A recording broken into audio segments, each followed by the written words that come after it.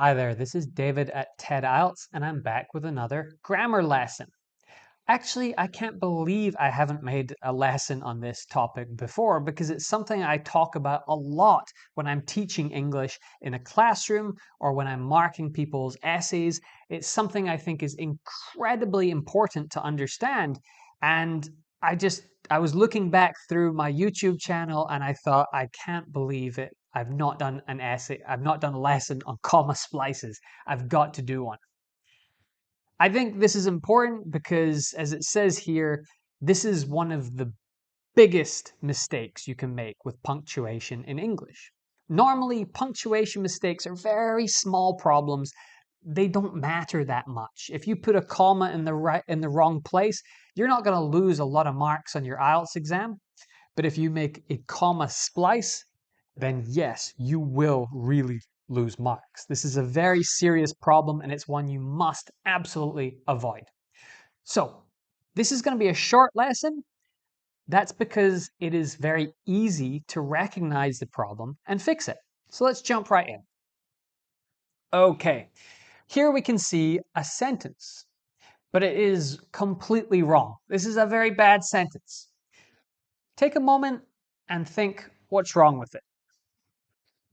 You can probably guess because I've already told you. The topic of this lesson is comma splices. It's in the name of the video. So the problem here is, of course, a comma splice. We can see that circled on the screen here. The comma is completely wrong because what we have are two independent clauses and nothing else. There's independent clause, comma, independent clause. This is a comma splice. It is completely wrong. You should not do this in your English writing and an essay. Just don't do it anywhere. It's totally wrong. To understand this, though, let's just take a moment to review what an independent clause is. If you already know this, feel free to skip ahead to the next part, but this is super important. An independent clause is one that has three things: a subject, a verb, and a complete thought. Here in the first clause, the subject is tourism, and the verb is bring, or can bring because we're modifying it. In the second one, the subject is it, and the verb is bring again, or can also bring as we're modifying it. Each of these has a complete thought, meaning it is a total unit. It doesn't need anything else added to it. It is complete. It is final. So when we have two of these together and they're just connected by a comma, this is called a comma splice. Big mistake. Don't do this. So let's find out now, if you see this in your writing, how you can actually fix it. Because I'm going to show you 5 ways to fix this problem. The first way is the easiest one, and that is to turn each clause into a separate sentence. That would be a simple sentence. And we do that just by adding a full stop in the middle. A full stop is what I would say coming from the UK, but Americans say a period. It's the same thing. It's the little dot that you put at an end of a sentence. So here we would say tourism can bring many benefits to a country, full stop. Then the new sentence, it can also bring many problems. So this is good. Now we have 2 simple sentences.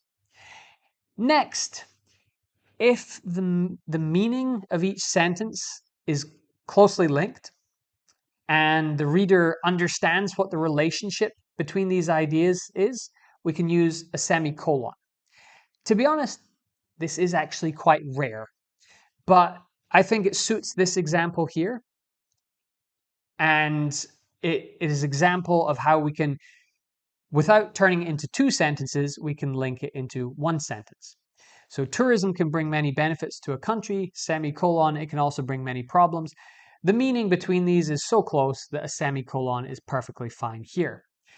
This is a compound sentence, and we're going to see another compound sentence here.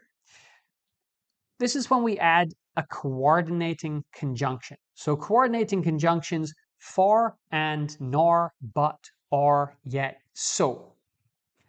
When we use these words, we have an independent clause, comma, coordinating conjunction, independent clause. Tourism can bring many benefits to a country, but it can also bring many problems. So this is another compound sentence. We have another compound sentence here. This is when we add a conjunctive adverb. But note the punctuation here. It looks a little tricky.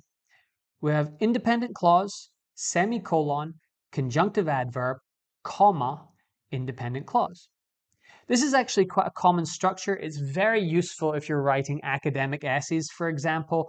So conjunctive adverbs, words like however, meanwhile, therefore, as such, as a result, in conclusion. We use these after a full stop or period or after a semicolon, and then we put a comma after them, and it can link clauses. Just make sure that the meaning is chosen carefully here. So however makes sense. But we could not say therefore because that's not the correct logical relationship between these ideas. Okay, the next one is a subordinating conjunction, so this makes it a complex sentence. I wanted to have a subordinating conjunction between the two clauses, but I just couldn't think of any subordinating conjunction that logically linked these. And actually, that's one thing about comma splices. Although there are these 5 ways to fix them, you can't always use all 5 of them for every situation.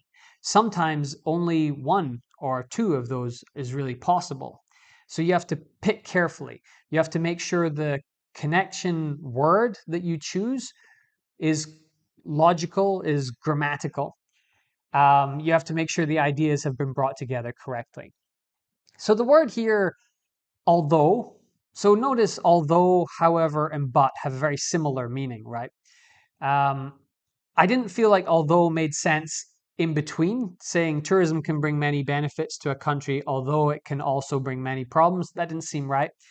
But by putting it at the beginning, it sort of linked them.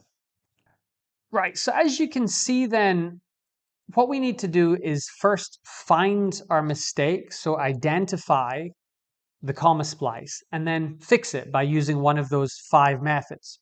So here's another example. Paris is a popular city. Many tourists go there each year. So this is the way we think, but this is bad grammar because this is a comma splice. So how do we identify this? How do we realize what's wrong here? Well, we have to be thinking in terms of independent clauses and dependent clauses. So here, Paris is a popular city. So subject, verb, complete thought.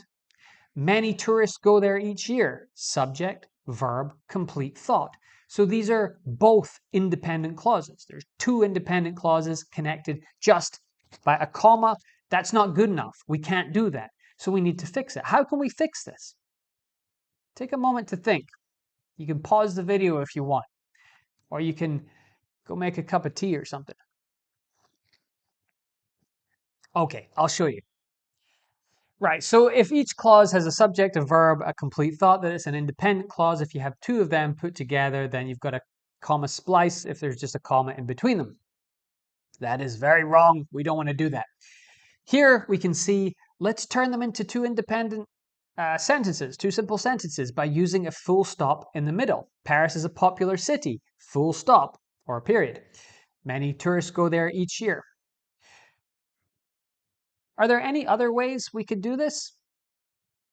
We could maybe say Paris is a popular city because many tourists go there each year.